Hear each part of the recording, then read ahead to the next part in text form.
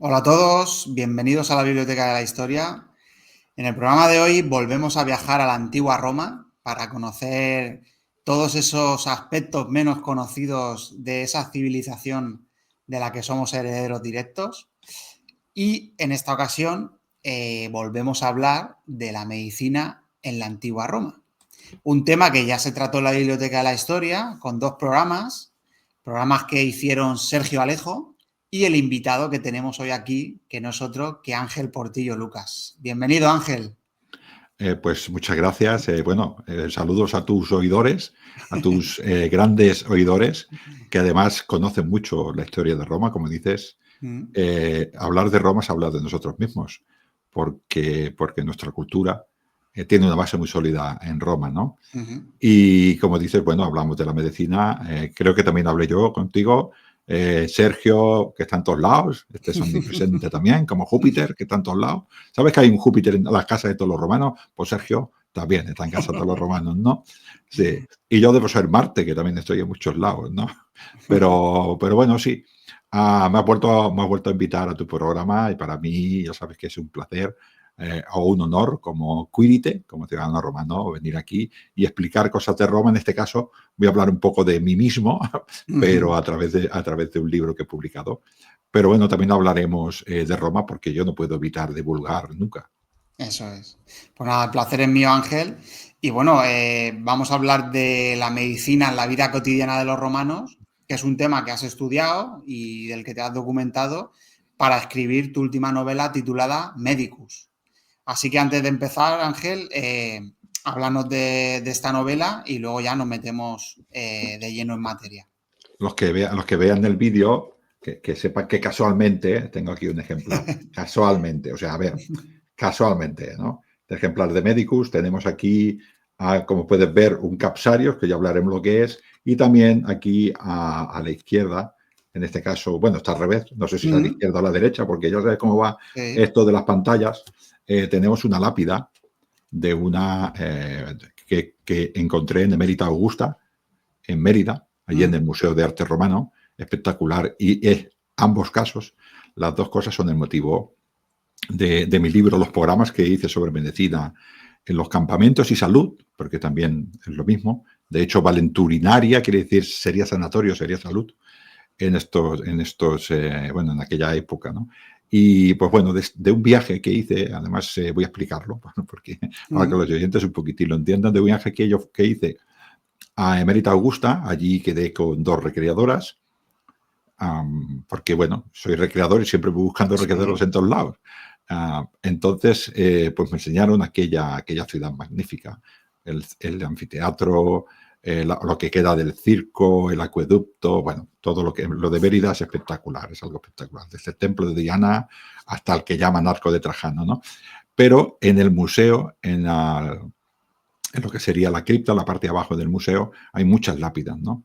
Y una de ellas, no sé si está todavía, pero una de ellas era esta lápida que encontré, que era a una doctora que se llamaba Julia Saturnina.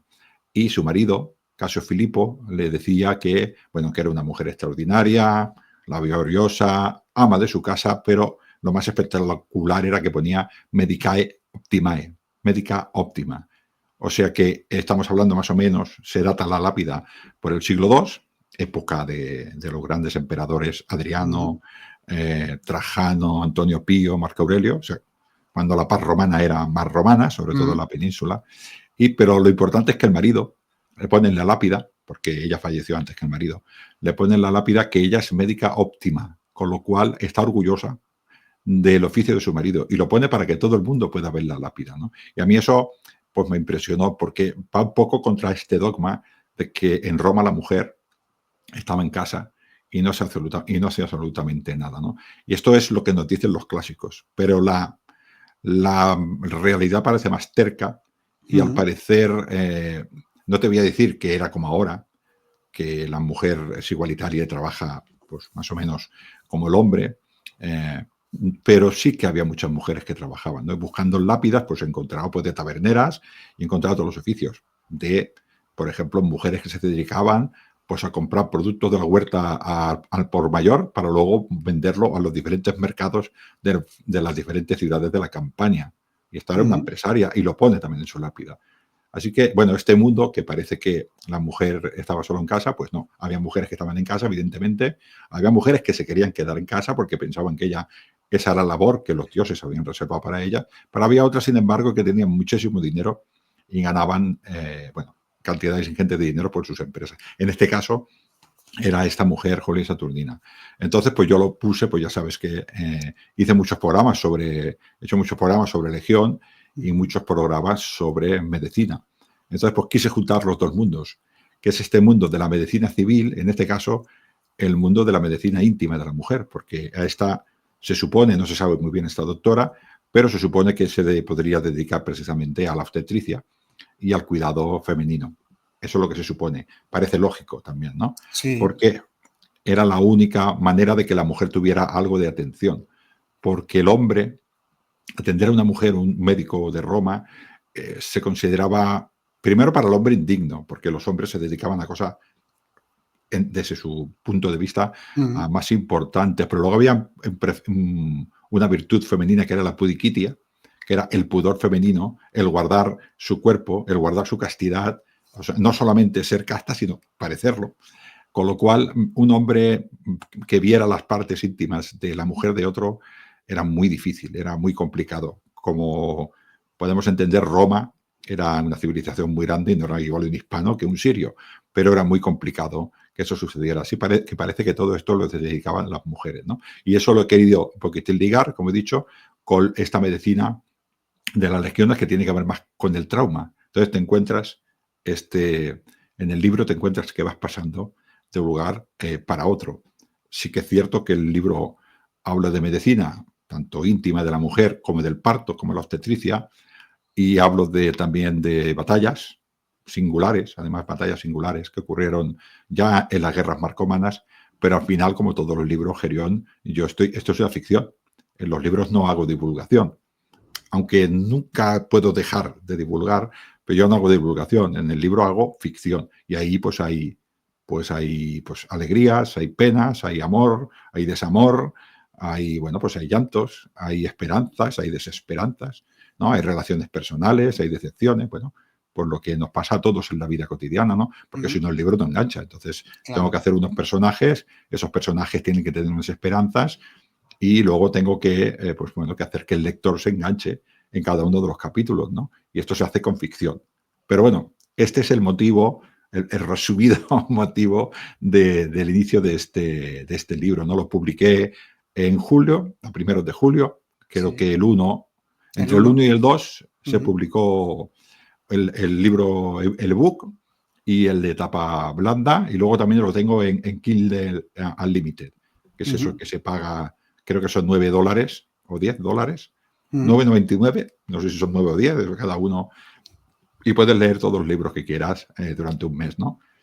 Y ahí lo tengo, como todos, ahí los tengo en Amazon para el que quiera acercarse. Ángel Portillo Lucas, y allí encontrará todos mis libros. Este es el último. Ya estoy en el siguiente, Gerión. Ya he empezado, ya llevo 30 páginas del siguiente. Qué bueno, es que no paras. No puedo.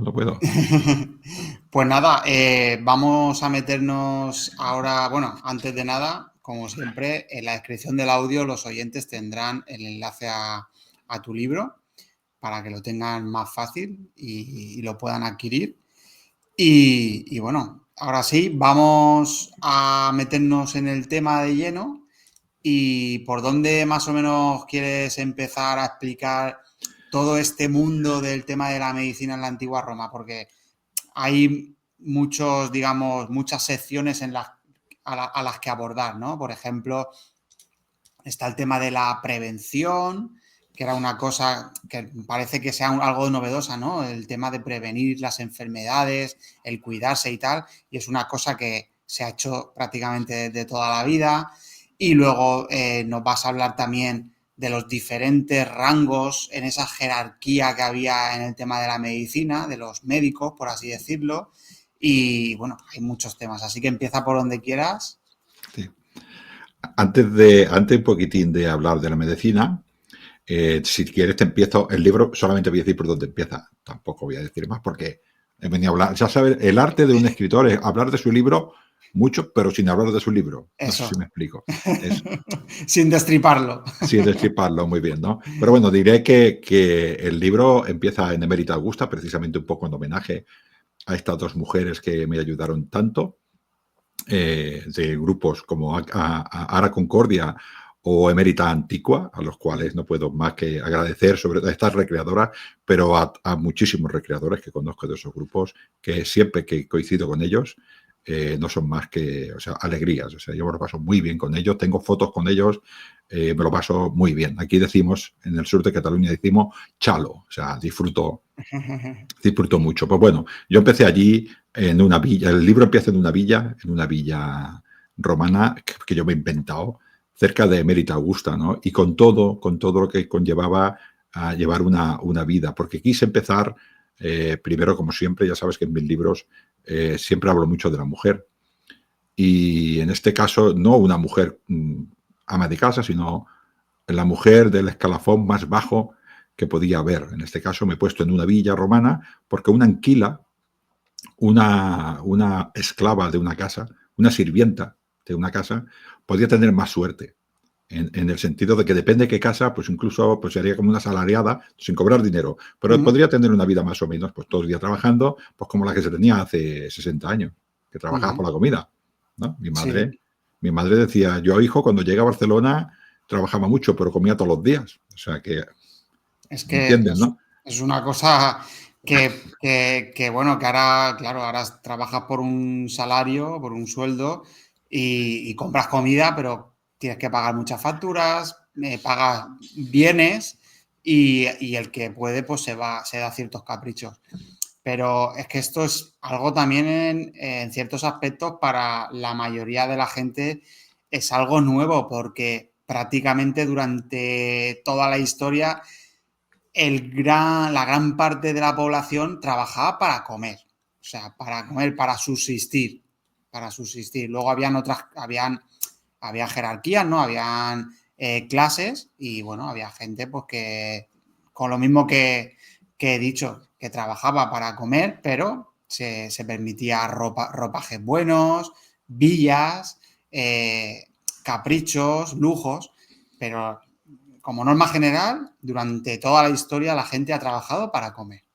Sí, yo por otra cosa que estaba haciendo, que tenía que ver con relación con la mujer, pues bueno, encontré este tema, entonces lo tuve que introducir, lo que te digo. Sí que es verdad que yo estoy haciendo una ficción, pero al final hay cosas que me impresionan, ¿no? Y en este caso, leyendo a un tal Columela, que es un escritor de aquí de la Bética, de Hispania, pues este hombre tiene un tratado que me parece que se llama de rústica, que es algo así como un tratado, o sea, como te diría yo, el tratado para llevar las villas romanas, ¿no? Y pues empieza a hablar cómo se gestionan los esclavos, ¿no? Y claro, ¿qué me impresionó a mí? Por eso me impresionó porque dice, hay en un sitio que dice que cuando las esclavas se portan bien, pues hay que premiarlas con el otium. Y dices tú, pues el otium, qué bonito, pues se les plega en el otium. Bueno, el otium es, y dice algo así, Columela dice algo así como, aquellas esclavas fértiles cuya prole aumenta el número de esclavos del amo, debemos también prometerles no solo la remisión del trabajo, sino incluso la libertad si han parido un número mayor de hijos. O sea que conseguían la libertad teniendo hijos para su amo, el amo vendía a sus hijos y el amo los premiaba con la libertad. O sea, la biología hacía que una mujer fuera generadora de nuevo patrimonio para el esclavo. Y este hombre que decía, yo tengo buen corazón, a los demás les decía, si la mujer, ahora me invento un número, ¿no? Si la mujer ha tenido 3 hijos, ya no la hagáis trabajar fuerte. Y si ha tenido 6, pues le dais la libertad, que ya no sea esclava. Pero claro, le has vendido 6 hijos suyos. Es que lo estaba Es pensando. Digo, no sé yo, una madre que, no sé yo, bueno, o sea, que le vendan los hijos, a lo mejor no estaba pensando tanto en la libertad si le tenían que vender los hijos. yo no soy capaz de pensar qué podría pensar aquella mujer, Claro. porque ¿qué hace? Lo piensa igual ya estaba tan deshumanizada que igual pensaba que no eran ni sus hijos. Decía, mira, voy a tener 6 y al menos tendré la libertad. Y luego el 7º, pues ya podrá ser mío.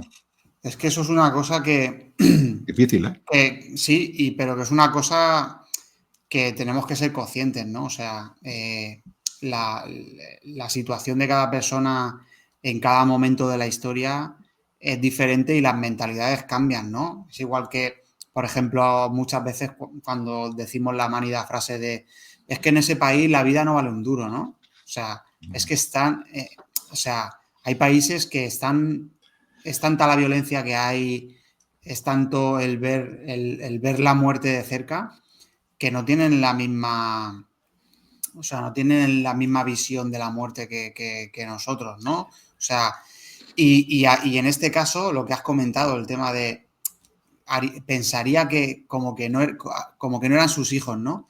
Creo que en algún programa lo comenté, pero antiguamente era tan elevada la mortalidad infantil que a los hijos, hasta que no llegaban a una cierta edad, no se les ponía ni nombre. ¿No? Porque o sea, la propia supervivencia de la familia era el no encariñarse de una persona que podía morir en los primeros 4 o 5 años de vida. O sea, es que es muy duro hablar de esto, ¿no? Porque Bueno, hoy en día vivimos en una sociedad que la infancia es lo más respetado y es lo más sagrado, pero esto no ha sido así toda la historia. O sea, que es duro. Por eso cuando has comentado el caso de la esclava de tu novela, es que es sí, duro, sí. ¿eh? Bueno, es lo que digo, tiene, al final, un escritor, o al menos creo yo, porque es mi manera de verlo, ¿no? Cuando te presenta unos personajes, y ese personaje tiene unos comportamientos, es porque tiene una historia, tiene una vida anterior, ¿no? Entonces yo tengo que situar según qué personajes, en según qué sitios, para que tú cuando veas cómo se reacciona, pues reacciona así, no reacciona porque yo me lo invento. Bueno, al menos yo no soy capaz de hacerlo así. Yo cuando pongo un personaje siempre le pongo su historia, ¿no? Y un ciudadano romano de pleno derecho, nacido ya de pleno derecho, no será igual que un romano que se ha ganado la libertad. No puede ver el mundo igual, no puede ver el mundo igual. O un romano que se ha ganado su libertad o su ciudadanía, en este caso, no sería su libertad, pero sí su ciudadanía porque ha servido 25 años en el ejército. Otro que se lo ha encontrado al nacer no puede ver el mundo igual. Una persona libre a los 5 años lo ve de una manera. Una persona libre a los 30 ha conocido la servidumbre, ha conocido lo que es la humillación, ha conocido lo que es el sometimiento, bajando la cabeza. Una persona libre con 15 años no ha bajado nunca la cabeza porque él es el que está arriba. Claro. Evidentemente siempre hay alguien más arriba que tú, pero debajo tienes mucha gente, ¿no? Y todo esto, estas situaciones las tienes que poner. Yo parto de situaciones para que luego esta persona, de alguna manera, vayan evolucionando durante la novela. Y tengo varias protagonistas pues que vienen de este mundo, del mundo más inferior de la mujer romano, que tenían la pena de ser esclavas, pero además tenían la esclavitud no solo de la servidumbre, sino de su biología.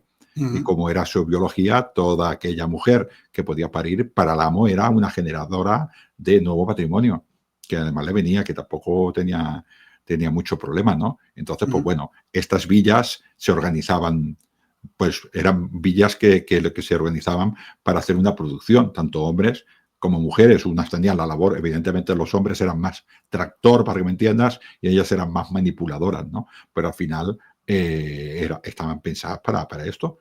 Y bueno, a partir de ahí crece la novela y personajes, y va viviendo esta parte, la parte femenina de algunas protagonistas que tengo en este mundo, y luego está el otro tema, como dices tú, que van paralelos. En algún momento igual se encuentran, no me acuerdo, pero aparece también el mundo militar, y en este caso yo empiezo con un liberto, que es liberto precisamente porque el médico de una legión, un médico ordinario, que en este caso el médico ordinario es complicado, pero se cree, según he leído en algunos estudios precisamente de Vindolanda, de grupos de recreación de Vindolanda, un médico ordinario sería el médico que llevaba una cohorte.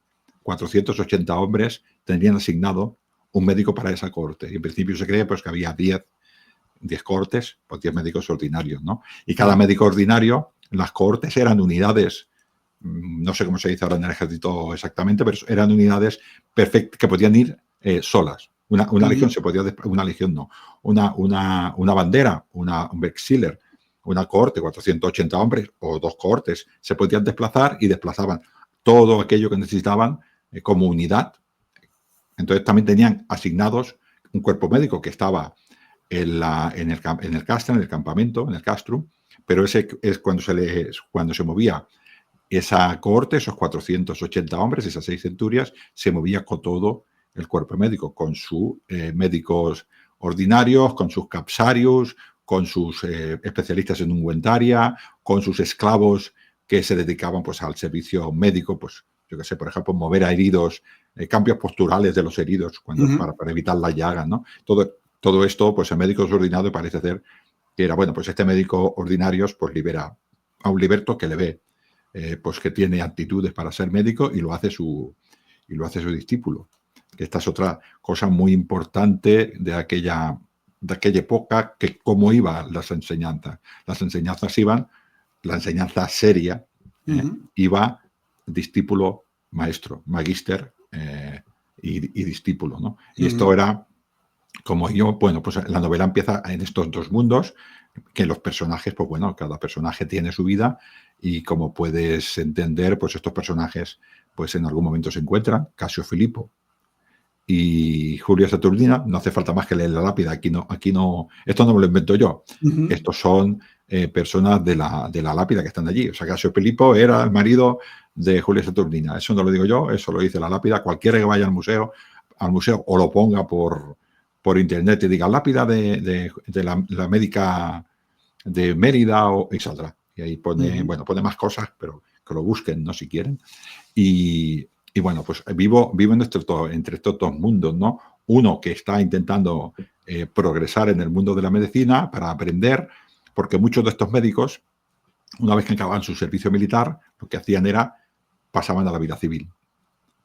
Y en la vida civil pues se dedicaban a hacer, pues bueno, como haría cualquier profesional actual, ¿no? Un médico que sale de la academia, un médico militar que tiene un prestigio, pues se va a una ciudad importante como Mérida y allí intenta hacer su cartera de clientes. Claro. Y es lo que intenta, hacer su cartera a su cartera de clientes, ¿no? En este caso, civiles. Él viene de, claro, él presume, siempre que habla, dice, yo vengo de las legiones, que sepáis que soy un buen profesional, me han enseñado bien. Porque claro, ahora cuando te haces una carrera, el Estado a ti te da un título y te dice, tú eres ingeniero en instalaciones y líneas eléctricas por tal, o en máquinas eléctricas por la Universidad Politécnica de Cataluña, por decir algo. Y tú enseñas el título, pero en aquella época no existía eso. Claro. Tú tenías que vivir del prestigio de tu maestro. Entonces, yo he estudiado ahora me lo invento, con Galeno. Uf, si has estudiado con Galeno, eres un medicazo, ¿sabes? Yo he estudiado con Dionisio de Sinope. No conoce nadie a Dionisio de Sinope. Pues tú no podrás ser un buen médico. Eso no tiene nada que ver, pero vivías con este tipo de prestigio, no había formación profesional, con lo cual cuando tú llegabas, la gente te probaba un poquito, ¿no? Teniendo en cuenta que además muchísima gente pensaba que cuidaban los dioses, no los médicos. Los médicos contaban con varios prejuicios, ¿no? ¿Qué vas a saber tú? Además, en el origen, en el principio, en el origen, por ejemplo, de Augusto, que quiso poner medicina tanto en el campamento como en Roma, pagando él incluso medicina gratis, claro, la gente veía y decía, ¿este médico cómo se llama? Me invento un nombre, ¿eh? Este se llama Aristóteles de Calquis. Me lo acabo de inventar. Y entonces decía, de Calquis, eso está en Grecia, que vas a ver un griego. Si mi abuelo se fue a la diosa Salus y le rezó a la diosa Salus y le puso una vela a la diosa Higia y se curó. ¿Para qué quiero yo un médico? Si curan los dioses. ¿Entiendes? Prejuicios que se tenían que encontrar, que curaban las enfermedades, las enviaban los dioses. ¿Quién te iba a cuidar? Pues los dioses, con ¿no? Y se encontraban con este prejuicio. Pero bueno, en el mundo de la medicina, los médicos militares eran bastante, iban de un mundo al otro. También es cierto que claro, ¿cómo hago yo que las personas, a ver cómo lo explico? Yo soy un soldado, yo soy un soldado romano, y viene el enemigo, yo saco mi gladius, saco mi escudo, me voy hacia el enemigo, mato a 25 enemigos y soy un héroe. Tengo virtud, tengo valor, soy leal a la patria porque no me he echado hacia atrás, ¿no? Además, he ido corriendo hacia el enemigo llamando al padre Marte, o sea, además tengo pietas, ¿no? Y he obedecido a mi general, con lo cual también tengo fides, y he ido hacia adelante. Entonces yo soy un hombre como los dioses mandan. Yo tengo virtus, yo tengo, ¿no? Soy valorado como tal, ¿no? Entonces cuando vuelvo a mi tierra, tú que mata 25 bárbaros, ¡hola! ¡Qué barbaridad! Pero claro, tú llegas allí y dices, ¿qué? Yo he salvado a 5 hombres. Bueno, he salvado a 5 hombres. Claro. Bueno, ¿a qué te dedica la medicina? Bueno, pues a mí no hace algo. ¿Entienden, no? Entonces, sí. Yo no conozco a ningún senador que se dedicara a la medicina. Lo habrá. Claro. Pero yo no los conozco porque no era digno. Y Augusto sabía perfectamente que esto no casaba con el carácter romano.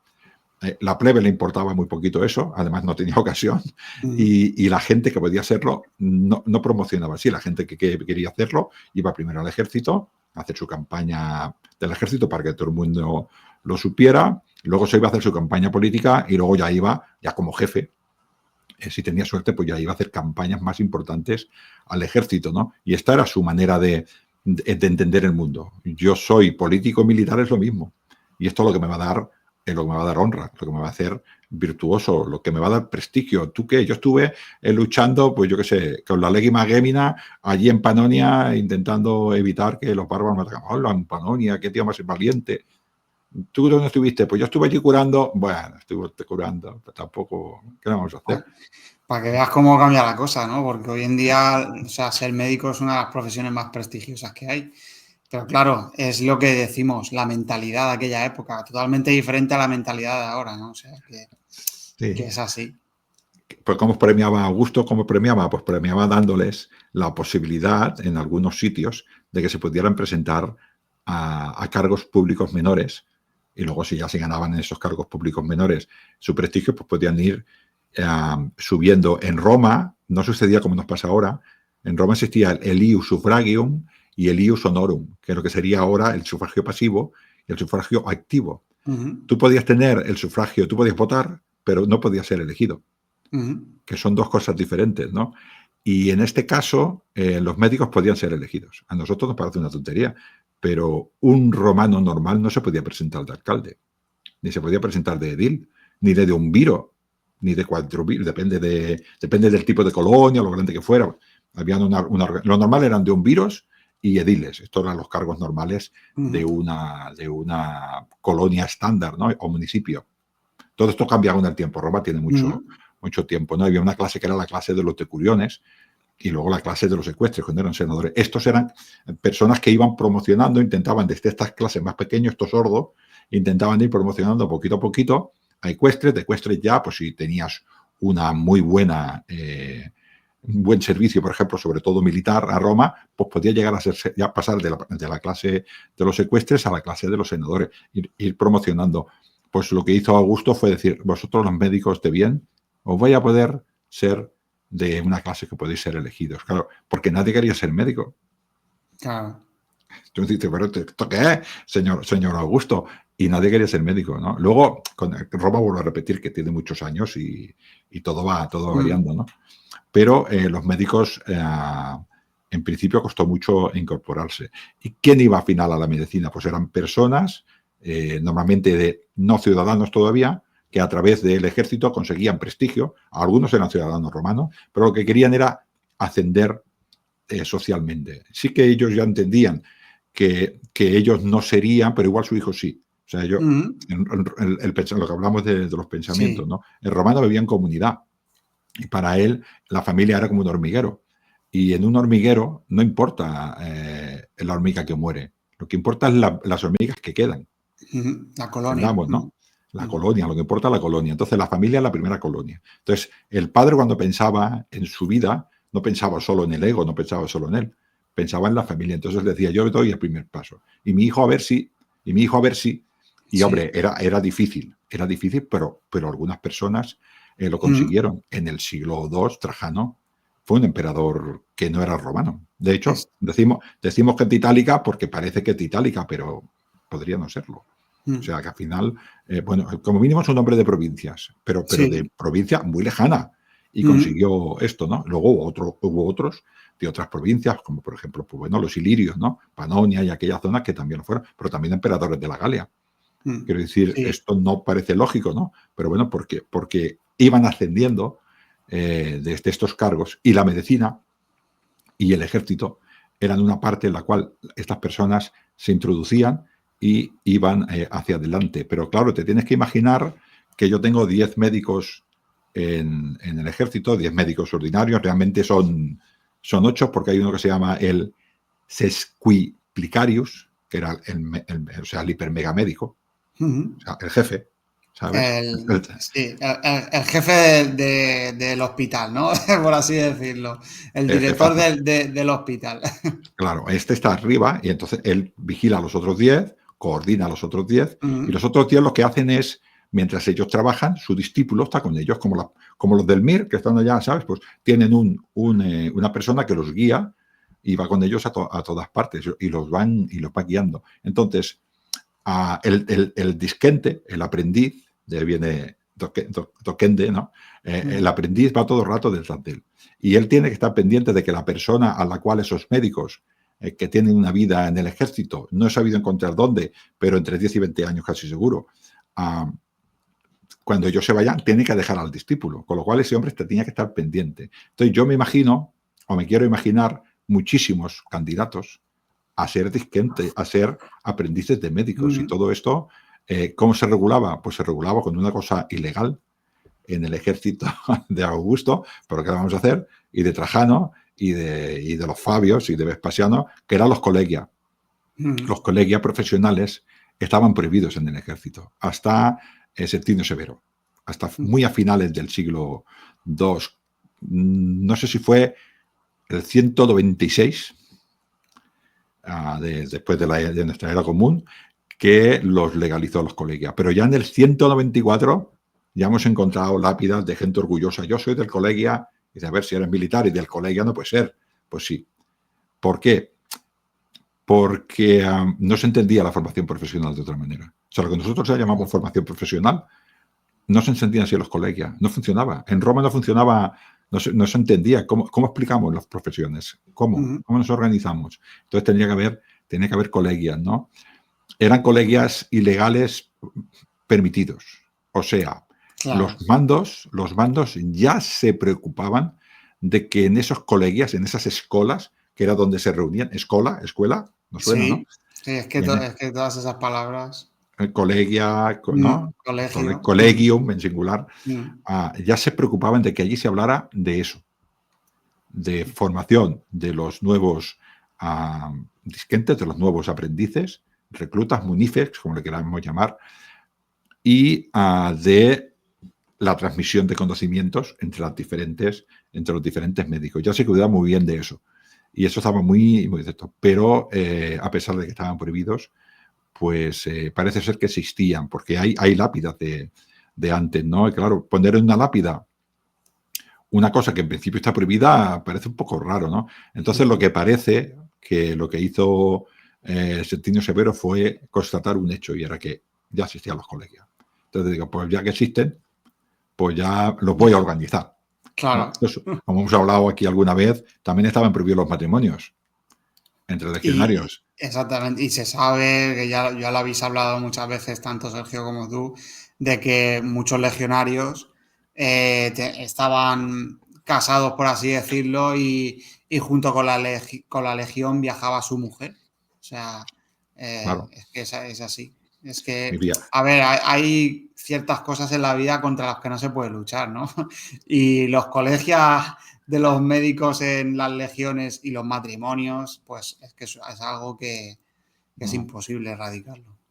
Los colegios de todo tipo dentro del ejército no se podían evitar. Sí que es cierto que no son como los colegios civiles. No son exactamente igual, pero la base es la misma, es la asociación, ¿no? En el caso de los matrimonios, los soldados podían casarse mejor, podían vivir en concubinato, o sea, vivir no en matrimonio, pero sí en concubinato con otra mujer libre, y si no era en contubernium, que era con una esclava. De las dos maneras, pero había hombres que compraban esclavas, las famosas focaeriae, que eran esclavas focarea de fuego. Foc, en catalán todavía se dice fuego, focaeriae, ¿no? Y estas mujeres lo que eran mujeres para cuidar la casa, para calentar la casa y evidentemente para calentar la cama. Para ellos era lo mismo, pero al final es lo mismo. O sea, yo llego del campamento, voy a mi casa, aquella mujer me arregla la casa, yo la uso para lo que se usaban las mujeres y al final pues es roce hacer cariño. Habría auténticos animales que tenían una mujer 6 meses vendiendo y se compraba otra, probablemente, pero había otros que no. Había otros que buscaban, como todos los hombres que tenemos corazón, o algunos hombres tenemos corazón y necesitamos, pues bueno, compañía en nuestra vida, ¿no? Y claro, en aquella época no había anticonceptivo, pues esa persona empezaba a tener hijos. Y al final, pues tú tienes un hijo, otro hijo, te se muere, como dices tú, tienes 7, te se mueren 2 o 3 y te quedan 4 y al final tú llegas a tu casa y vas a tus hijos. ¿Y quién está siempre con tus hijos? Pues su madre, que no deja de ser una cosa, no deja de ser una esclava, pero al final tú la consideras tu esposa, ¿no? Y esto era permitido. ¿Por qué? Porque da paz social a los hombres. Sí. Da paz social. Un hombre que tiene en el campamento a 4 hijos a su mujer no deserta. No. No. Tiene algo también por lo que luchar, ¿no? Aparte de lo que has dicho tú, ¿no? El honor y la virtud y el patriotismo, le están esperando en casa y tienen que hacer todo lo posible por volver a casa. Claro, estas personas que se quedaban en casa, en los tiempos de Augusto no tenían ningún derecho. Él era ciudadano romano el soldado era un ciudadano romano con una diminutio. Quiero decir, pues como ahora pasa, por ejemplo, con los soldados del ejército. Un soldado del ejército no decide su casa, no decide su destino, o por ejemplo, no puede hablar en política públicamente. O se le aplica una justicia que no es la civil, es la militar. Eso se le llama una diminutio. Pues pues tenía esta diminutio. Y una de las cosas que era que no se podía colegiar, que se colegiaban. Algunos casos se colegiaban, había otros colegios también por ejemplo, los centuriones también estaban colegiados, así que, bueno, en fin. Y luego el caso de las bodas, pues tampoco se podían casar y estas mujeres en un principio, por ejemplo, si moría el marido antes de tiempo, pues quedaban desamparadas. Nadie se hacía cargo, a no ser que parece ser que había muchos pactos entre soldados del contubernio, que entre ellos se llaman frates. Yo cuando te envío un mensaje a ti siempre, Gerión, te digo frater, que frater es hermano. Es la manera que tenían los soldados romanos de dirigirse entre ellos. Con lo cual, cuando un hermano moría, le decía, te cargo de mi mujer y mis hijos. Entonces esa mujer, eso pasa muchas veces en el ejército, en la historia. Un amigo, te cargo de mi mujer y de mis hijos, no los dejes solos porque confío en ti. Y a aquella mujer no le quedaba más opción que a esa mujer a sus hijos. Y todos, pues en el pacto, entre comillas, de sangre, pues bueno, esa familia salía adelante. Es duro estas cosas, pero... No. Conforme lo estás contando, lo piensas y dices, ¡fua!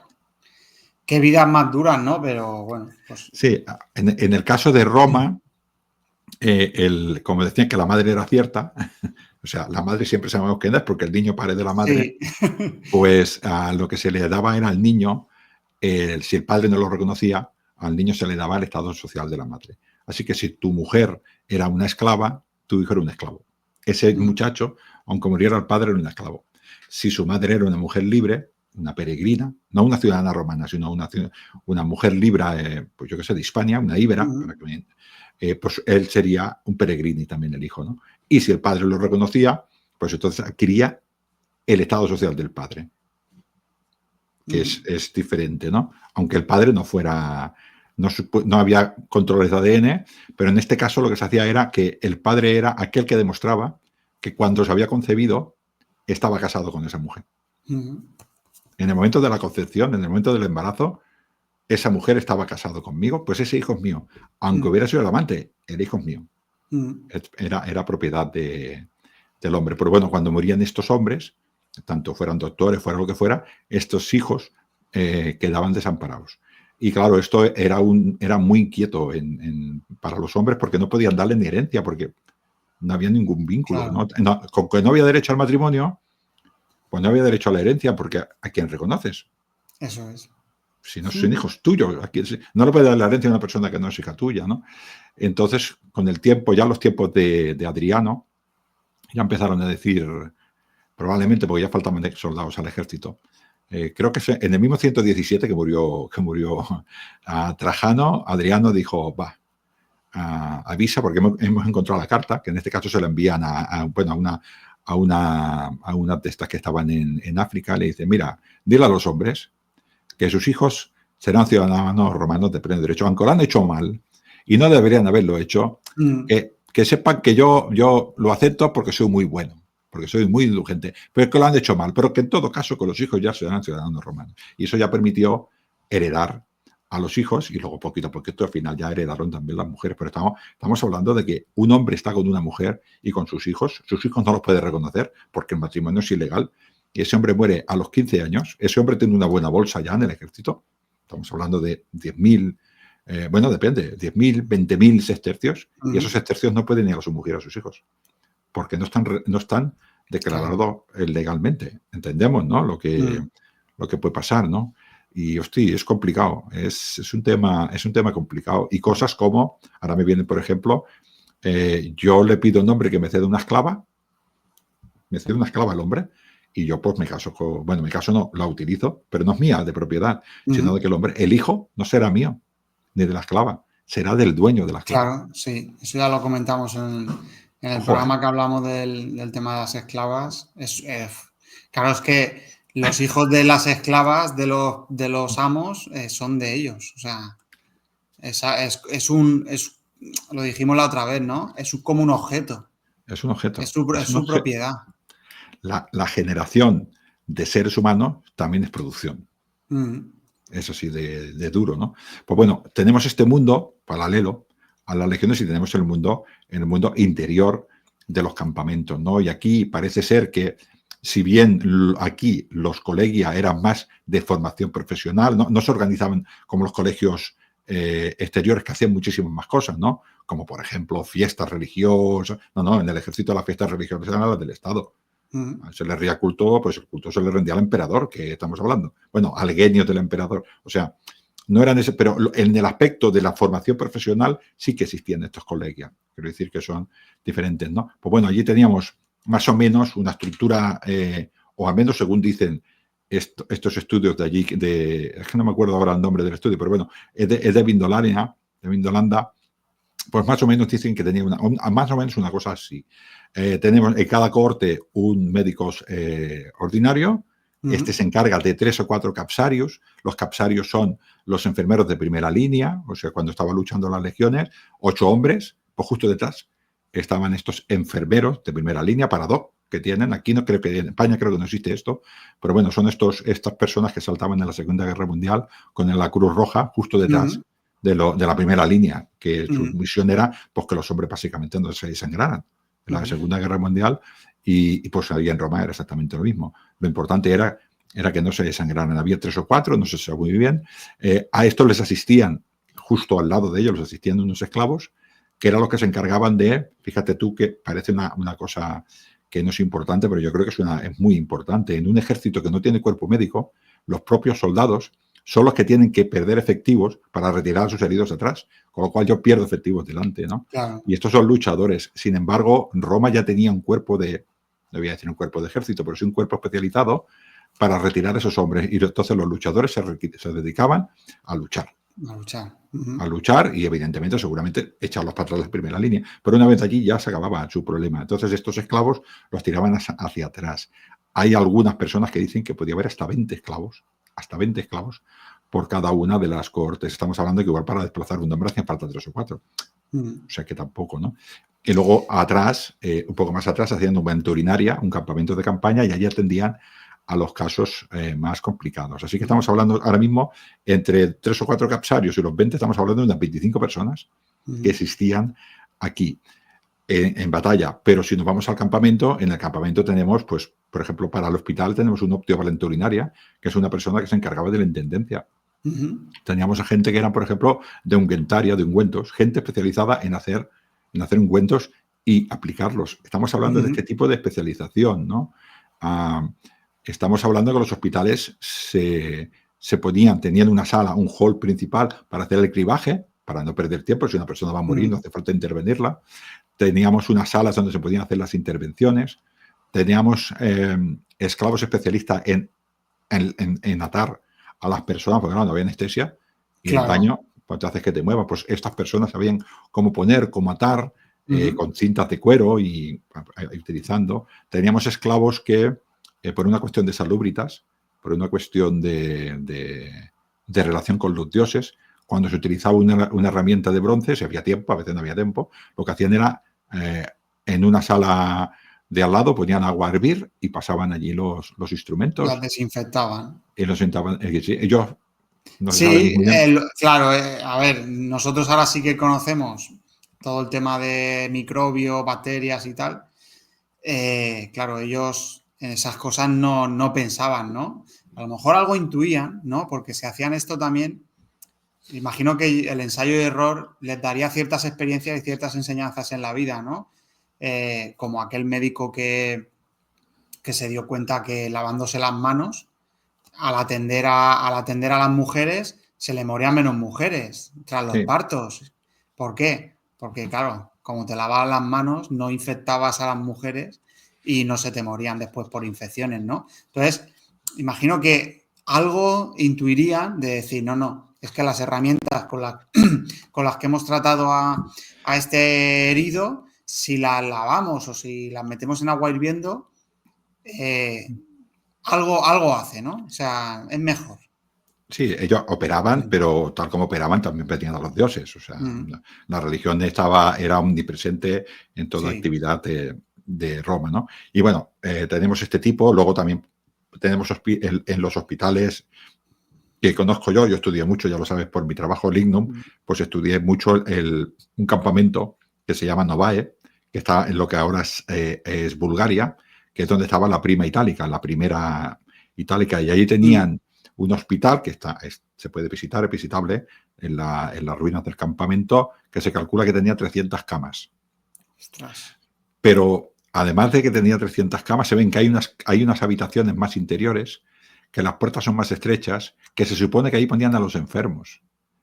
Y en las otras habitaciones, que las puertas eran más anchas y además daban a un patio porticado, se supone que ponían a los lesionados. Ellos ya sabían que a los enfermos los tenían que aislar de los lesionados. Y esto, como dices, esto es por experiencia. Es por experiencia, ¿no? Y a estos lesionados sabían que el sol les hacía bien. Entonces estaban para que se pudiera mover un poco al patio porticado. En el patio porticado teníamos, en este caso, en este campamento, teníamos un pequeño templo a Esculapio, el dios de la medicina, y a una hija suya que era Higia, también, que de ahí viene la palabra higiene, de Higia. Claro. Entonces, los dioses también estaban con ellos, así que también sabían que el espíritu o el pensar que te vas a poner bien ya te ayuda a ponerte bien. Y además existía la figura de una cosa que se llama los contubernales. Los contubernales eran voluntarios que iban a visitar a los enfermos y a los lesionados para hablar con ellos, para que tuvieran compañía. Hasta esto sabían que tenían que hacerlo. Es espectacular este sistema, ¿no? Pues bueno, estamos aquí de todo este sistema. Bueno, abusé, entre comillas, porque es abusar, para que vamos a decir de otra manera, de mi amigo Pedro, del grupo Mare Magnum Balear, que es el único Capsarius, habrá más, pero es el único Capsarius que conozco, que es el de la foto del libro, ¿no? Como además trabaja en medicina, pues yo hacía una ficción, una herida y no sé qué, le pasaba directo, pero sí, y él me decía, sí, pero cambia esto y tal. Y yo más o menos, entre lo que él me decía, pues yo lo ficcionaba, porque claro, él me hablaba de medicina y digo, no, perdona, esto es una novela histórica. Y él me lo explicaba bien, o sea, no me lo explicaba mal, me lo explicaba bien. Pero yo, no, que yo tengo que ficcionarlo. O sea, a ver, no, esto no es una clase de medicina, esto es una ficción. Pero bueno, la verdad es que me ayudó mucho a ver cosas, ¿no? Y yo, pues algunas de las cosas las hice en ficción, espero haberlo hecho bien, ¿no? Pero esta parte que has dicho tan bestia, tan exagerada, tan heridas, hombres que mueren, hombres que no mueren, hombres que están preocupados para si están heridos, dice, yo quiero seguir luchando por mis compañeros, porque mi compañero que seguramente mi hijo se ha casado con una hija suya, llevo con él 15 años, está solo en el frente de batalla, yo no le ayudo, yo quiero ayudarle, ansia del soldado de más que nada ayudar a sus compañeros, ¿no? De vez en cuando lo rompo y me voy pues a Galeno y a Hipócrates y cómo se veía la mujer en aquella época. O sea, de esa cosa tan bestial de una batalla, me voy a una mujer que está sola con su madre y una doctora pariendo. O sea, fíjate qué cambio, ¿no? Y la mujer, igual que ese soldado en primera línea, también se está jugando la vida en el parto. Porque pueden salir cosas muy malas. Si tiene una hemorragia un poco fuerte, se muere desangrada. Sí. No había manera de parar una hemorragia. Si venía, por ejemplo, el niño mal, doblado, la madre moría y el niño también. O sea, es que los adelantos que tenemos hoy en día, por suerte, pues eso. O sea, nos hacen ver el tema del parto, del nacimiento, como algo sencillo, ¿no? Por así decirlo. Pero antiguamente era un peligro, era un riesgo para la madre y para el niño. Hay sensaciones que son muy de mujer, por mucho que yo sea, por mucho que las personas que me vean, soy un tío con barba y además de aspecto heavy, porque bueno, me gusta la música metal, pues yo intento siempre empatizar, ¿no? Entonces, cosas tan sencillitas, bueno, yo he tenido la suerte de ver nacer a mis 2 hijos. Uno lo vine a hacer en la sala de parto, el otro no pude, porque como dices tú, se complicó, y si hubiera vivido en la época romana, hubiera perdido a mi mujer y a mi hijo.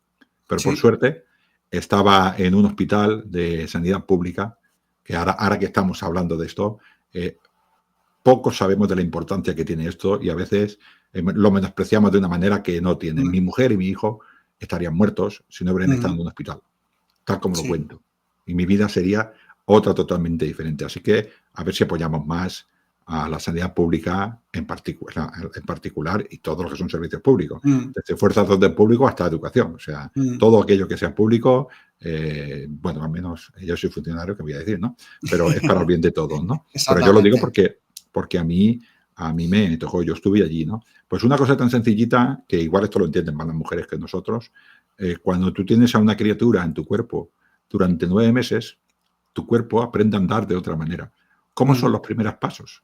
¿Cómo son los primeros pasos después de parir? Para una mujer, ¿cómo son? ¿Cómo son los miedos de cuando a la mujer, pues bueno, el cuerpo le echa la placenta y poco a poco después le echa los lóqueos? O sea, el cuerpo se va depurando un poquitín de haber tenido allí todas las sangres y todas estas pérdidas que ha tenido. Estos miedos de decir, mi hijo, estamos hablando en un mundo donde no hay biberón, ¿eh? Mi hijo agarrará mi pecho. Importante también, o sea, para el que no tenga hijos, a lo mejor no es consciente de bueno, ahora ya no pasa nada porque enseguida si el niño no agarra el pecho, enseguida se le da biberón y se soluciona la papeleta, ¿no? Pero ya antiguamente, o sea, ¿y si el niño no se agarraba el pecho? No había para darle, o sea, es que es complicado. Estamos hablando, por ejemplo, de cosas tan de esto como un concepto que muchas personas ahora no conocerán, que se llama la lactancia en tándem. O sea, que yo tengo un hijo y cuando ese niño tiene 2 meses, me vuelvo a quedar embarazada. Entonces, cuando un niño tiene 1 año o 1 año 13 meses, nace el otro niño. Los dos toman pecho. Los dos toman pecho. Hay mujeres que se les corta la leche embarazadas. Hay otras que no. Hay de todo, como todas las mujeres, quiero decir. Hay mujeres que la leche se le agria un poquitín porque el cuerpo le está diciendo al otro hombre, destétate, que va a venir tu hermano. Y además, en mi cuerpo tiene que guardar recursos para la nueva personita. Pero hay otras que no, que están dando leche mientras están embarazadas y están bebiendo el bebé. Cuando bebe el bebé de 13 meses, que ya tiene 13 meses, pero sigue siendo un bebé, ¿le queda para el otro? ¿O no le queda para el otro? ¿Quién bebe primero? ¿Quién pasa hambre? Es verdad que ya con cierta edad los niños ya pueden tener un soporte sólido, pero tener un soporte de comida sólida quiere decir que el padre tiene que ganar unos recursos que si el bebé bebe de la madre no los tiene que gastar. Con lo cual, igual a los pobres, por decirlo de alguna manera, no les queda más remedio que ejercer el celibato para que los partos se lleven un poco de tiempo, porque si no, no pueden ni darle de alimentar a sus hijos. Sí. O sea, estamos hablando de cosas de estas. Que es que a Sí, veces, no, es que es así, o sea, son cosas que ahora mismo no nos imaginamos porque, pues eso, por suerte tenemos de todo, ¿no?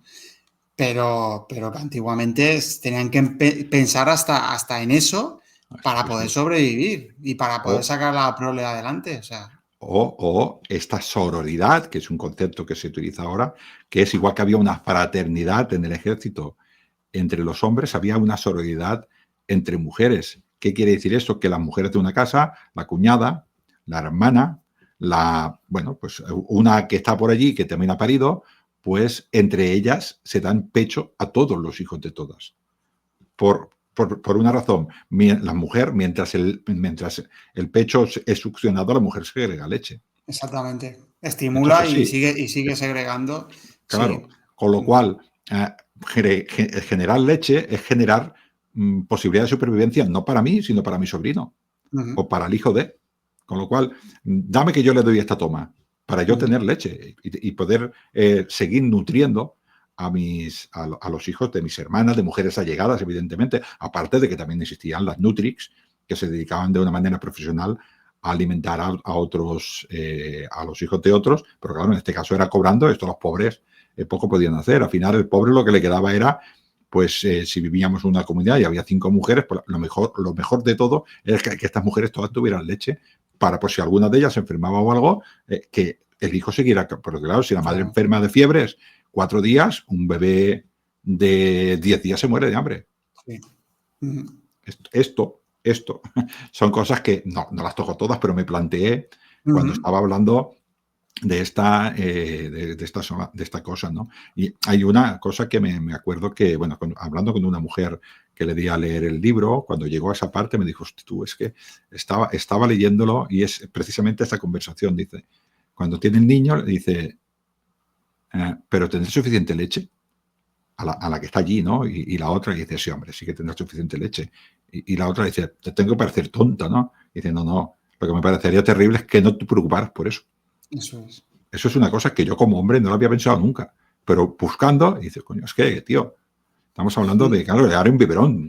Mi hijo, bueno, nació por cesárea urgente. Oye, tú, ¿ya había un biberón preparado ya? Mm, No habría habido biberón. Si mi mujer tiene una cesárea urgente, imaginémonos que no se muere y no le sube la leche, mi hijo no tiene para comer. claro. O pago a otra mujer para que le dé de comer, se muere.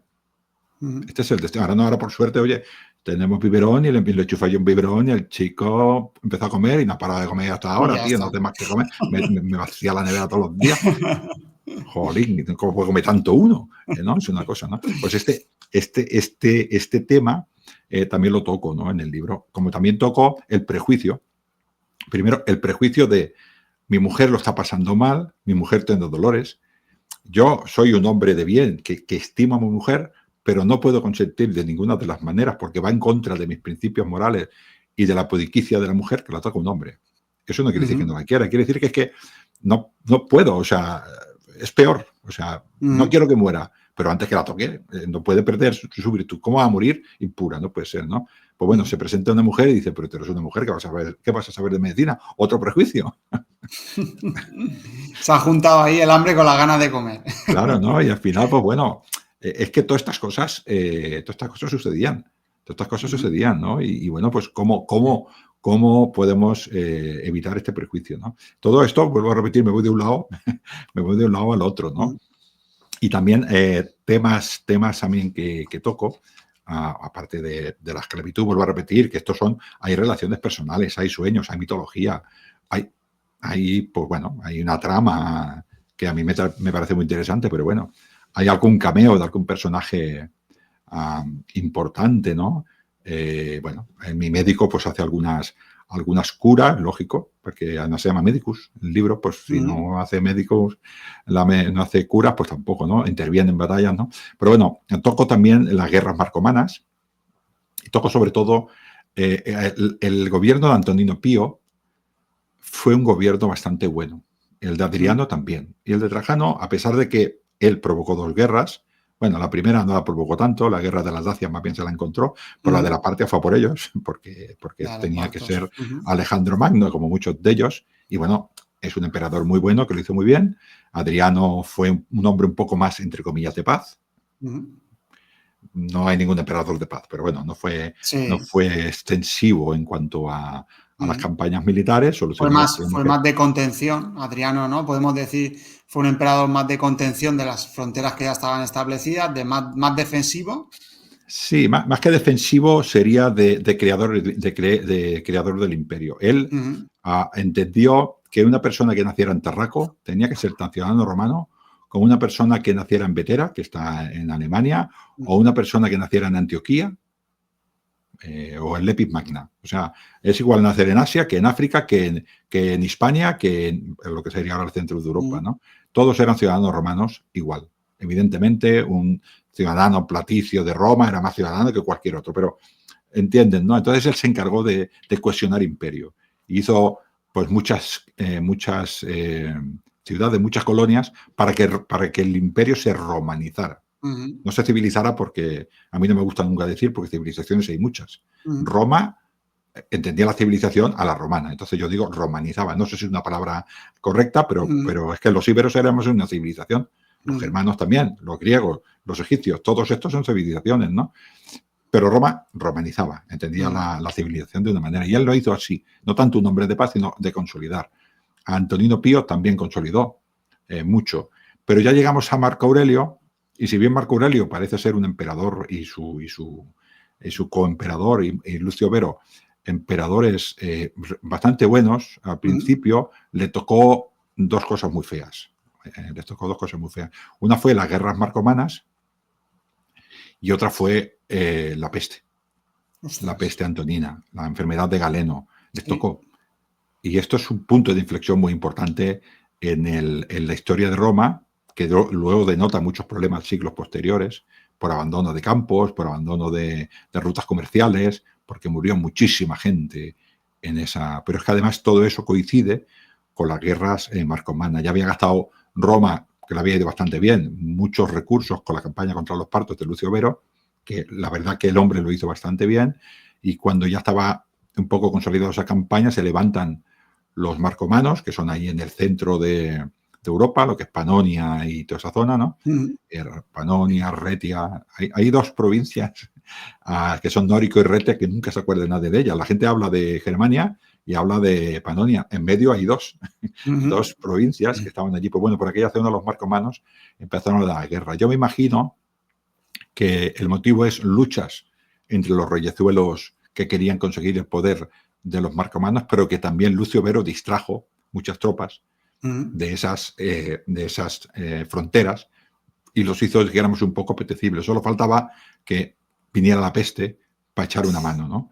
Y en toda esa vorágine es donde pongo yo, dijéramos, la parte, una parte también importante del libro. Por repetir, que hay amores, desamores, ilusiones, bueno,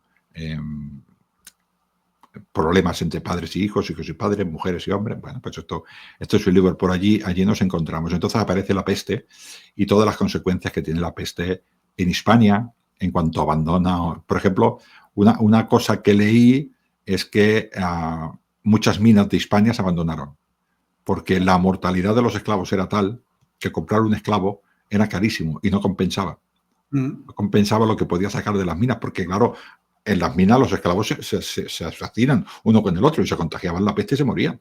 Entonces, hasta la actividad minera se paró. Se para la actividad minera, todos los carros se paran, todas esas personas no tienen para comer, los campos se abandonan porque mueren granjeros. Cuando los campos se abandonan, la naturaleza vuelve a recuperar eso. Luego, para recuperar se necesita esfuerzo. Claro, recuperar un campo abandonado quiere decir que vas a estar un año sin producir nada y gastando esfuerzos. Y en economía de supervivencia, es recuperar campos no es fácil, tienes que abonarlo, tienes que guardar agua. O sea, todo esto requiere una planificación en la cual se están muriendo tanto peones como personas que saben lo que hacen. Además, en este tipo de peste nos diferencian de gente preparada de gente no preparada. Murió muchísima gente, ¿no? Marco Aurelio se quedó sin ejército se llevó petrolianos, se llevó cortes, se lo llevó todo, esclavos, liberó a gente para... O sea, se quedó sin nada el pobrecito de Marco Aurelio, ¿no? Ujú. Y mientras tanto, pues, la peste iba diezmando a las legiones, ¿no? Y en ese contexto, pues aparecen dos batallas, que son las que toco yo en mi libro, dos batallas particulares, una de la Diotrix y otra de la Fulminata, que la gente se quiere que las busque, ¿vale? Pero son dos batallas, ¿qué te iba a decir yo? Que la realidad supera la ficción con creces, o sea... Y yo cuando las leí dije, es imposible no ponerlas en el libro porque coincidía más o menos con la época, pero espectacular. O sea, yo narro, yo las ficciono, pero son batallas que han sucedido, Sí. de verdad. O sea, porque hay varias fuentes que nos dicen que han sucedido, ¿no? Con lo cual, solo diré que la zona donde se hizo una de las batallas, el Danubio tiene 1,5 kilómetros de ancho. Pues la batalla se hizo en medio, porque estaba helado. Ostras. Y había caballería. Y ahí lo dejo. Buah, O sea, qué caballería. pasada. ¿Qué le pondrían, en este caso a los yácigos? Bueno, una tribu de sármatas, de gente de la estepa, pero que estaba ya bastante tiempo establecida en esta zona del norte de Rumanía y esta zona.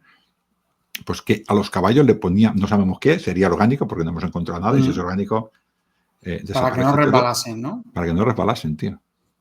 Los soldados resbalaban, porque no sé si los oyentes saben que a las Caligae, como norma general, tienen clavos. Clavos, Sí, como tachuelillas, tacos sí. de fútbol, porque en la hierba van muy bien, pero en el hielo se ve que no van tan bien.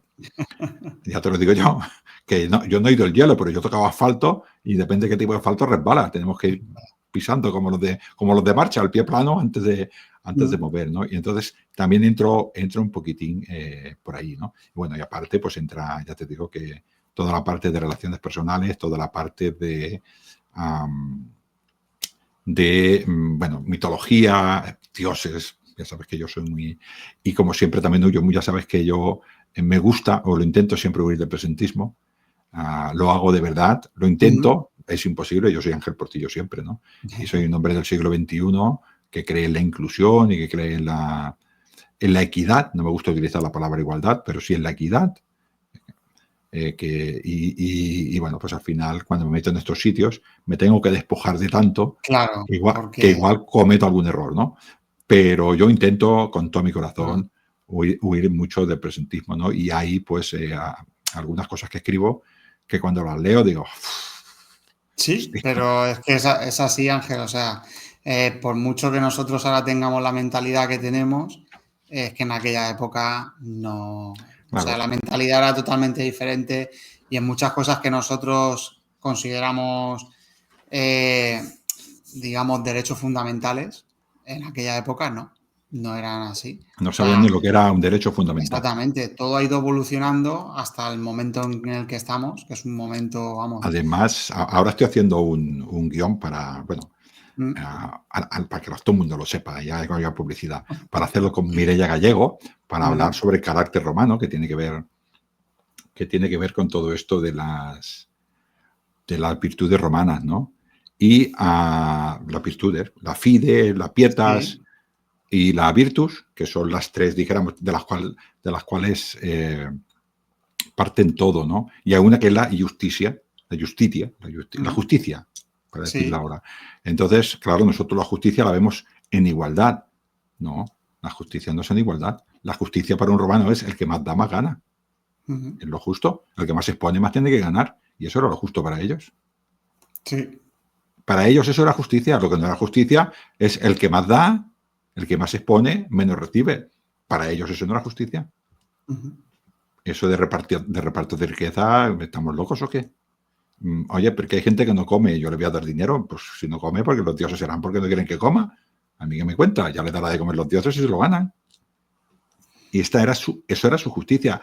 Eso era darle al que más se exponía, darle más, y al que menos se exponía, darle menos, era justicia social. Eso era lo que atraía la paz social. Porque si no, bueno, pues era su manera de ver el mundo. Ahora no la vemos así. Lo vemos de otra manera, ¿no? Que creemos que es mejor. Yo creo que es mejor, ¿no? Pero bueno, los romanos creían otra cosa, ¿no? Entonces su justicia era otra y y tenían conceptos como, por ejemplo, la pietas, que decía la pietas, que es otra virtud bastante complicada de decir, pero la pietas no era solamente respetar la voluntad de los dioses, que también, no solamente orar a los dioses todos los días cuando tocaba, según el pacto, para buscar la paz con los dioses, sino era aceptar el orden social, porque el orden social era el orden natural de Roma, y el orden natural de las cosas era el orden de los dioses. Y si tú habías nacido plebeyo, pues porque los dioses habían decidido que tú ibas a nacer plebeyo. Entonces, si tú no querías ser plebeyo, bueno, pues explícaselo a los dioses. Y cuidado, no te pases demasiado, porque si te faltan los dioses, nos castigan a todos. A ver si utilizando el FAS, la relación de los hombres con los dioses, encima te vamos a crucificar o algo, porque no quieres ser plebeyo. Que si tus familiares se hubieran portado mejor, tú tendrías otra condición. Yo, como mis familiares se portaron bien, pues yo tengo una condición no superior, sino la que me han dado los dioses. Y para eso se ha hecho ellos la justicia. A mí me parece que no, pero para ellos sí que era justicia, ¿no? Para que veas un poquitín, vuelvo a repetir que es un libro de ficción, pero siempre procuro, sobre todo yo hay una cosa que procuro en mis libros, que es la siguiente, y la pregunto a mis lectores cero, les digo, si tú quitas esta historia de Roma y la pones en el Washington de los años 2000 o en el Londres victoriano, ¿tiene sentido?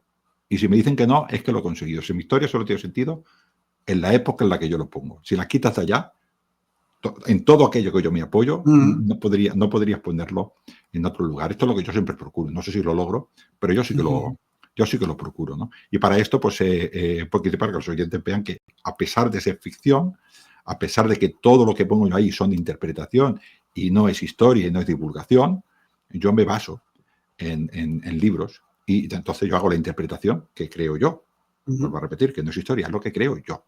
Entonces, por ejemplo, pues me he basado, yo te lo he dicho antes, en De Rústica, de Columela, que es un libro, bueno, es un libro que te enseña a ti cómo llevar una vida bien llevada, desde los esclavos hasta cuándo tienes que cortarle el pelo a las ovejas, hasta qué le tienes que comer a los bueyes. O sea, es espectacular. Bueno. También, por ejemplo, he leído a Palladio.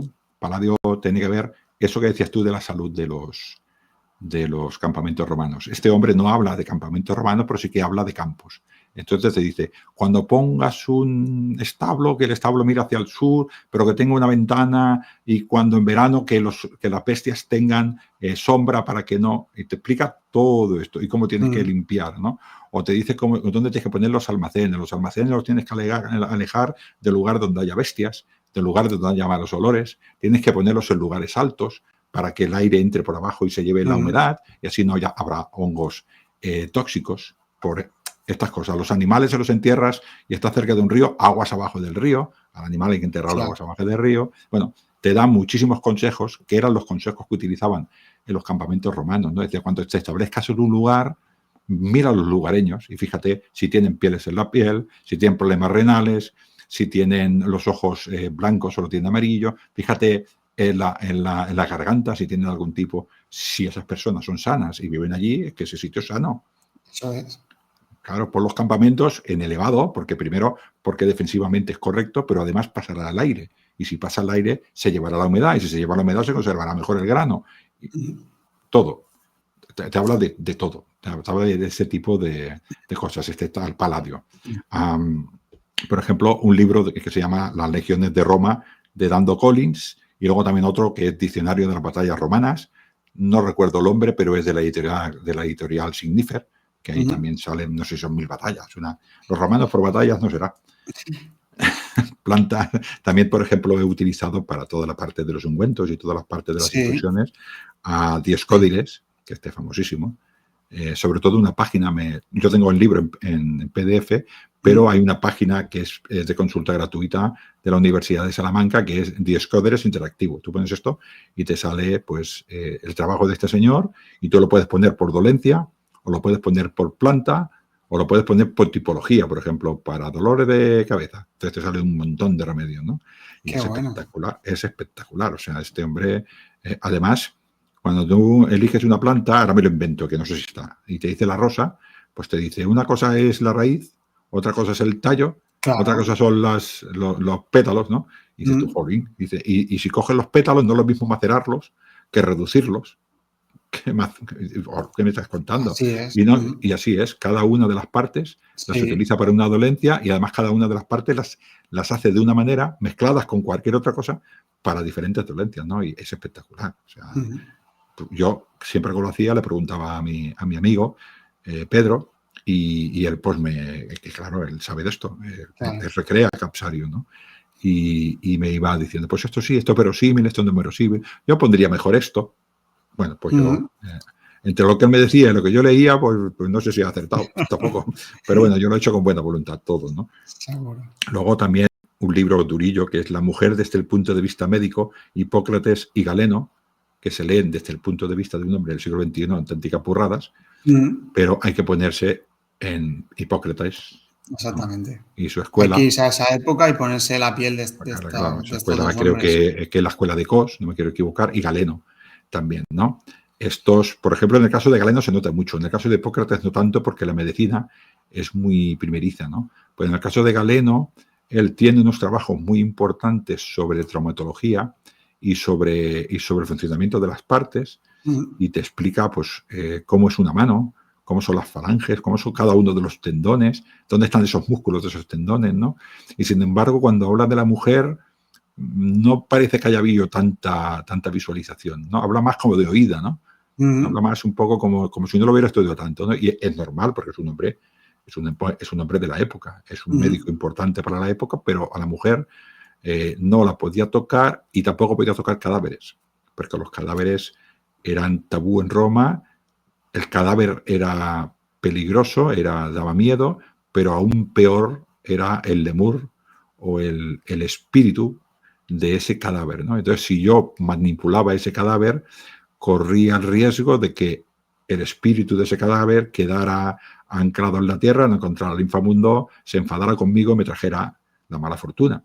Y esto, los romanos a esto le tenían pavor, o sea, con lo cual ni tan siquiera Galeno, que es un hombre que lo mira todo de una manera muy analítica e incluso tiene conversaciones que son muy lógicas, como diciendo, por ejemplo, si yo no entiendo cómo funciona la mano, yo no la puedo reparar. Yo tengo que entender cómo funciona la mano. Cada una de las partes de la mano tengo que entenderla, ¿no? O de la oreja o del pie. Si yo no entiendo para qué vale cada uno de los huesos, yo no puedo curar al enfermo, porque si no sé cómo va, ¿cómo lo voy a curar? ¿No? Y tiene este razonamiento, luego, sin embargo, tiene otros un poco más que desde el punto de vista nuestro serían infantiles, pero vuelvo a repetir, es un hombre de hace 1800 años.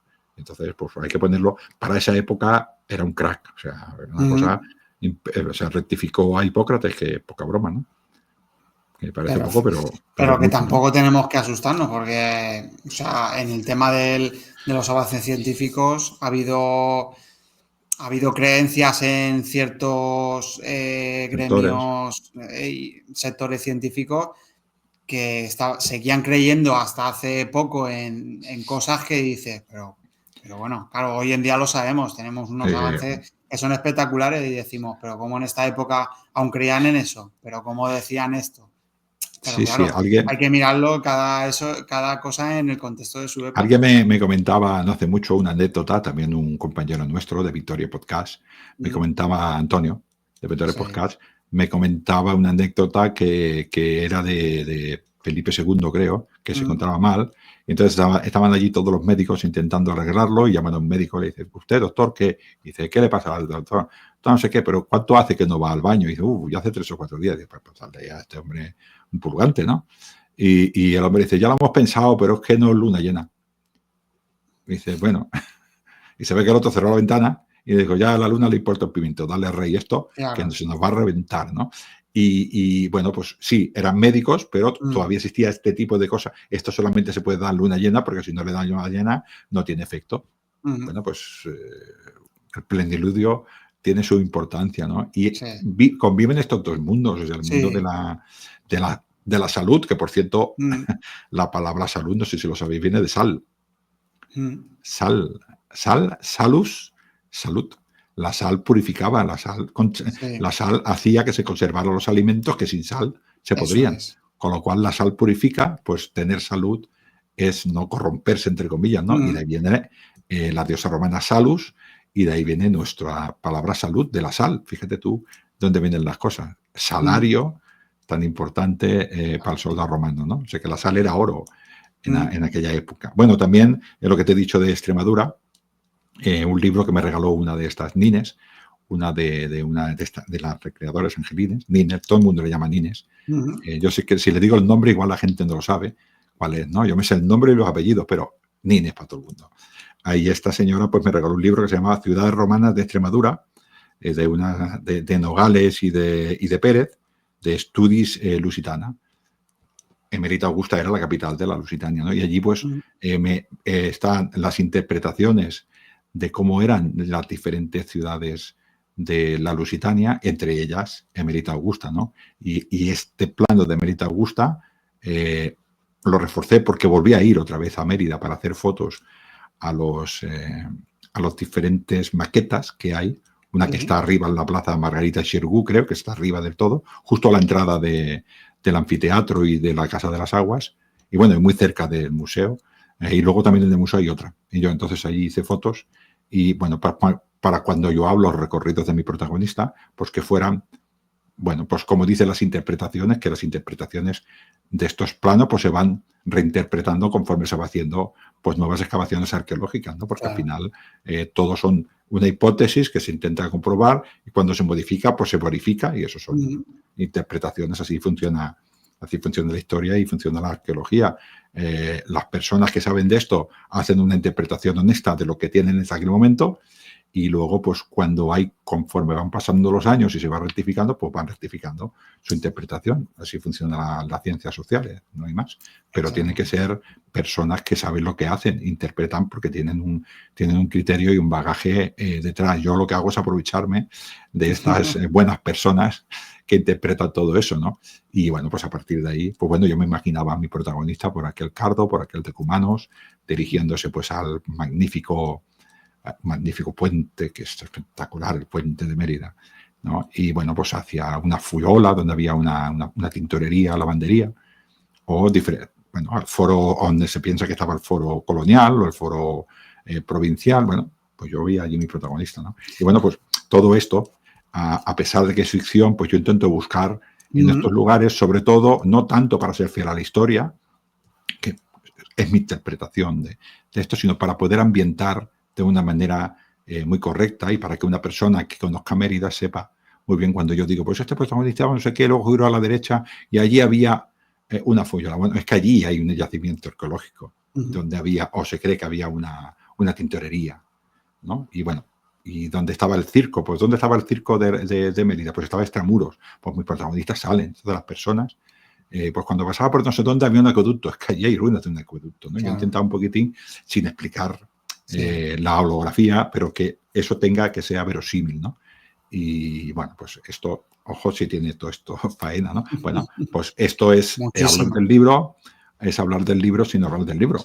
A ver, tampoco he dado muchos detalles. Yo te he dicho que hay un médico que tampoco da mucho detalle y que está la lápida de una de las motivaciones es la lápida de Julia Saturnina. Hice muchas fotos a lápidas. Yo hay una cosa que eso sí que hago en casi todos mis libros, que es que busco lápidas y muchos de los protagonistas de mis libros tienen esos nombres para un poquitín hacer lo que hacían esas personas que pusieron el nombre a la lápida, que es que mientras hablas de ellas, estas personas viven en el inframundo. O sea, haces un homenaje, Ángel, a estas personas. Sí. Prácticamente todos los personajes, bueno, muchos personajes, son de lápida, de este Lignum, de este Aurelio, hasta estos personajes de esta novela son de lápidas, porque hay, por ejemplo, una cantinera que sale en mi libro que se llama Senti Amarante, que también es de una lápida de Mérida. Qué bueno. Sí, bueno, yo siempre lo intento. Pues ha sido un programa muy, muy interesante porque has ido contándonos muchas cosas que aparecen en tu libro, pero a la misma vez nos has dado una clase magistral de lo que era el mundo de la medicina en aquella época, ¿no? O sea que vamos, es muy interesante, muy diferente, ¿no? Ya lo hemos comentado en el programa a la vida de hoy día, sobre todo la mentalidad y el pensamiento de esas personas con respecto a muchas cosas que nos choca mucho, ¿no? Pero bueno, ya lo hemos comentado durante el programa que que es así, era otra época, era otra mentalidad y eran otras personas, ¿no?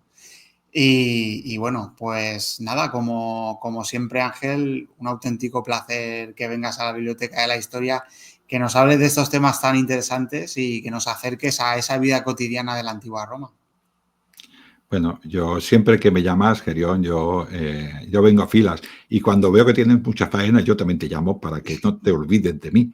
Pero ya sabes que la vida para todos es muy complicada, ¿no? Y al final, pues cuando podemos coincidir, coincidíamos. Pero yo estoy siempre pendiente de la biblioteca Muchas y gracias. si los dioses quieren, pues volveré otra vez con Gerión, Claro ¿no? que sí. Así que me voy a despedir, como en vez de una despedida tendría que ser cuando llegas y saludas, ¿no? Que es Habeatis Bonadeum, o sea, que los dioses os bendigan, que los dioses estén con vosotros. Exactamente. Pues gracias, Ángel. Como he dicho al principio del programa, pues dejaré en la descripción del audio, dejaré el enlace a tu libro para que lo tengan muy fácil. Vayan a la descripción, pinchen el enlace y tengan ya ahí el libro para poder adquirirlo. Y bueno, a los oyentes que le den al like, que le den al me gusta, que compartan el programa para que llegue a más personas. Y bueno, muchísimas gracias por acompañarnos en esta aventura que es la divulgación histórica. Un saludo a todos.